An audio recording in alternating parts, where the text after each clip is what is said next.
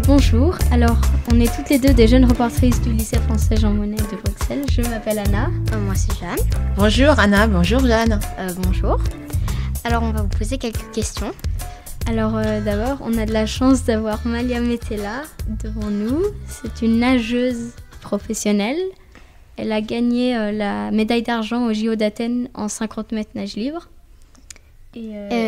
D'abord, pourquoi êtes-vous au JIJ ?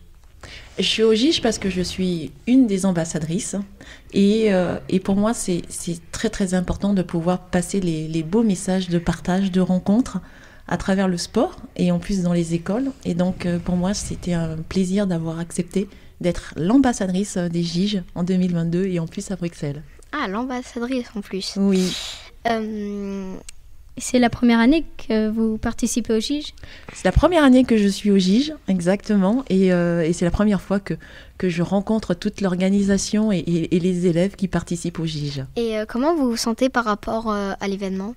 Très bien, très très bien. Je suis super contente parce qu'il y a beaucoup de partage, il y a beaucoup de rencontres et c'est super beau de pouvoir se voir tous ensemble venant de différents pays parlant le français. Donc c'est vraiment le côté de la francophonie qui joue beaucoup et toutes les rencontres autour du sport et de la culture sur Bruxelles que je connais pas encore. Je suis déjà venue à Bruxelles mais avec des amis pour voir la grande place forcément, mais là c'était vraiment à travers le sport et avec les élèves, donc c'est encore plus beau. Oui, c'est chouette. Est-ce que vous avez déjà fait du laser run et sinon aimez-vous cette discipline ? Alors c'était la première fois que j'ai fait le laser run, c'était hier pour une initiation justement où tous les élèves pouvaient participer et s'initier puisqu'ils ont l'épreuve de laser run cette semaine et donc j'ai décidé aussi de le faire, donc c'était une première et donc là j'ai participé et c'est très ludique, je trouve ça fantastique, en plus on peut le faire justement à l'école et les élèves peuvent le faire, donc c'est fantastique. Et vous avez trouvé, qu'est-ce que vous avez trouvé intéressant dans cette discipline ?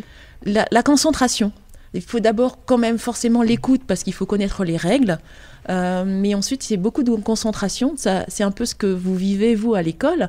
Il faut de la concentration pour pouvoir faire les exercices.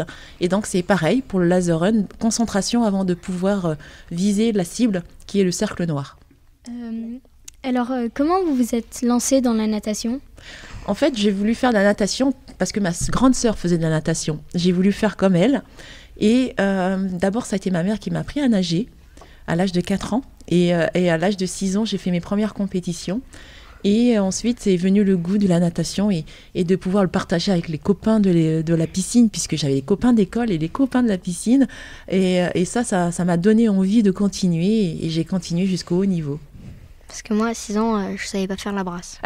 Ça fait rien. Il n'y a pas d'âge pour apprendre à nager, tu sais. T'as quel âge ? Moi, j'ai 11 ans. Maintenant, je sais nager. Par contre, à 6 ans, je m'imagine pas faire une compétition. Ah, ben, ça va venir. T'inquiète pas. Mais en fait, moi, j'ai eu la chance où j'ai baigné dans la natation depuis le plus jeune âge, parce que ma sœur le faisait déjà. Et j'avais envie de faire pareil qu'elle. Donc, à 6 ans, l'envie de faire de la compétition est arrivée très vite. Et qu'avez-vous ressenti en arrivant en deuxième à la 50 mètres ? Ah, j'étais super contente, super ravie. Je pleurais de joie tellement j'étais contente. Je dirais que ma médaille a aussi une histoire. 2 jours avant, j'avais fait 4e à 10 centièmes. Et donc une médaille que je n'avais pas eue et je voulais absolument revenir avec une médaille. Pour moi, je me suis dit que j'ai travaillé trop dur pour revenir sans médaille. Donc je me suis dit qu'il y a une dernière chance, c'est le 50 mètres nage libre. Il faut que je me batte jusqu'au bout pour aller chercher une médaille. Et c'est ce que j'ai fait. Je me suis battue jusqu'au bout. Et quand j'ai vu que j'avais fait 2e, j'étais tellement ravie et fière, en plus de représenter la France, la Guyane, puisque je viens de Guyane, donc c'est très loin. Et pour moi, c'était une fierté. Et la natation et donc la médaille, ça vous a apporté quoi dans votre vie personnelle ?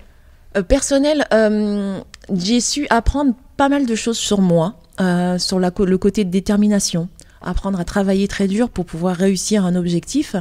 En tant que femme, j'ai appris à travailler sur le côté émotion, à travailler sur le côté travail en équipe aussi. Parce que il faut dire que la natation, on le voit beaucoup comme un sport individuel, mais il y a le travail en équipe qui se fait pendant toute l'année, pendant les entraînements.